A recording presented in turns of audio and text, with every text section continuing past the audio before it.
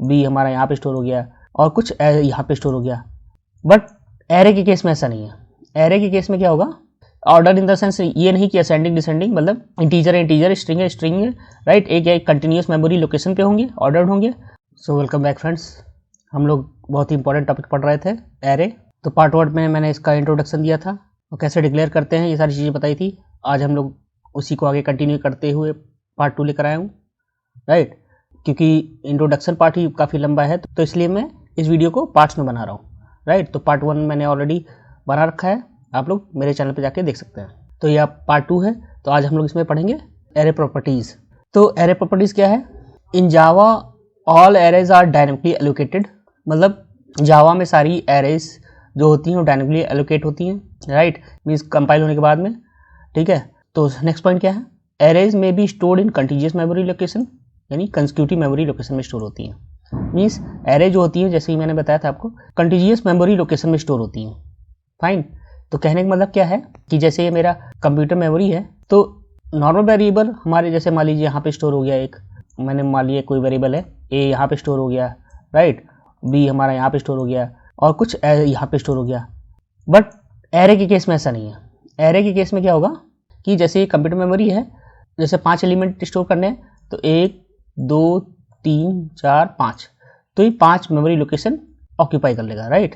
तो ये कंटीजियस है, राइट। देखिए लाइन्स हैं, राइट, या तो ऐसे या तो नीचे, राइट। ये नहीं कि एक यहाँ पे स्टोर हो गया, एक यहाँ स्टोर हो गया, एक यहाँ पे स्टोर हो गया, राइट। ये भी मैटर करता है कि ये same type of data type हो, राइट। इंटीजर है तो इंटीजर ही सब में स्टोर होगा, अगर स्ट्रिंग है स्ट्रिंग ही, कैरेक्टर है कैरेक्टर, और फ्लोट है फ्लोट, डबल है डबल, राइट। तो इस तरह हमारा एरे स्टोर होता है, राइट, कंसेक्यूटिव मेमोरी लोकेशन पर। अब नेक्स्ट पॉइंट पे आते हैं। Since array are object in Java we can find their length using object properties called length, right.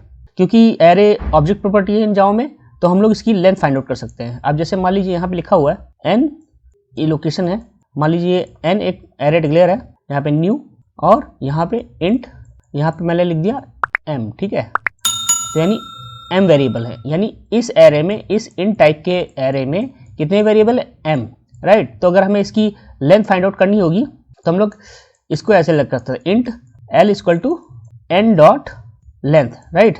तो हम लोग इसकी पूरी टोटल लेंथ फाइंड आउट कर सकते हैं, फाइन।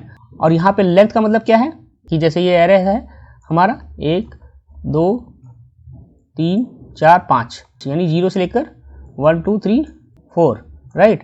तो यहाँ पे हमारा जो है इंडेक्सिंग, यानी रूट नंबर तो कितने हैं? 0 से लेकर 4 तक है, लेकिन इसमें वैल्यूज कितनी है? 5। तो मीन्स इसकी लेंथ कितनी होगी? 5, ना कि 4, राइट। तो इंडेक्स दोनों में कंफ्यूज मत होइएगा, ये इंडेक्स है यानी रूम नंबर, जैसे मैंने आपको एक अपार्टमेंट में ब्लॉक और रूम नंबर का कॉन्सेप्ट बताया था, उसी तरह।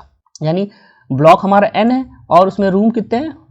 5, और रूम नंबरिंग कहाँ से स्टार्ट हुई? 0 से, 0 1 2 3 4, राइट। तो टोटल नंबर ऑफ रूम कितने हैं? 5। तो यानी हमारी लेंथ कितनी हुई? 5, फाइन।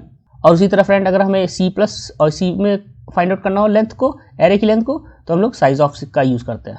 अब next point, Java array variable can also be declared like other variable with this operator after the data type.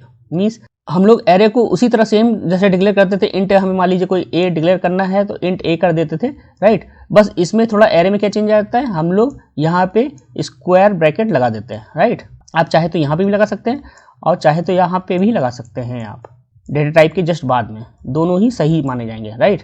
अब अगला पॉइंट क्या कहता है?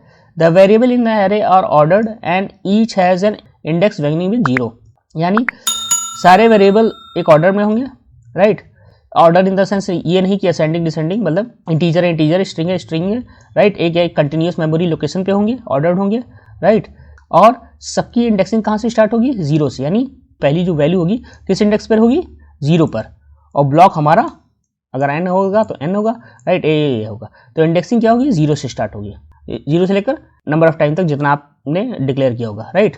अब Java array also be used as a static field and local variable और method properties parameter, यानी Java को हम लोग स्टैटिक फील्ड की तरह भी यूज कर सकते हैं, लोकल वेरिएबल की तरह यूज कर सकते हैं और मेथड पैरामीटर की तरह यूज कर सकते हैं। तो आई होप फ्रेंड ये आपको एरे का डिस्कशन अच्छा लगा होगा। ये एरे का इंट्रो पार्ट अगर आपको क्लियर हुआ है, डिस्कशन अच्छा लगा है, थोड़ा हेल्प हुई है, तो प्लीज़ लाइक एंड सब्सक्राइब करिएगा और दोस्तों के साथ शेयर भी करिएगा।